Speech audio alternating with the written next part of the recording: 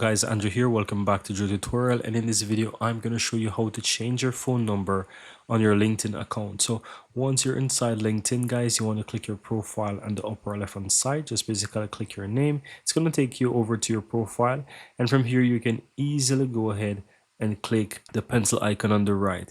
Now you can always view your contact details. If you look on the left hand side, you have your profile. Right below it shows a little contact info button. You can click on that, and here you can see the details of your contact information. So you'll have your phone number. From here you can also click the pencil icon to edit it directly, and that's going to take you right into your phone number. So if you want to change your phone number, you can basically come here and change it. So I'm going to change this out. I'm going to say make up another phone number here, and basically once you're finished with that, just simply click on save, and the phone number will be updated.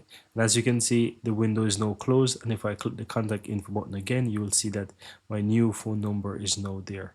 And that's it. That's how to go ahead and change your phone number on your LinkedIn profile.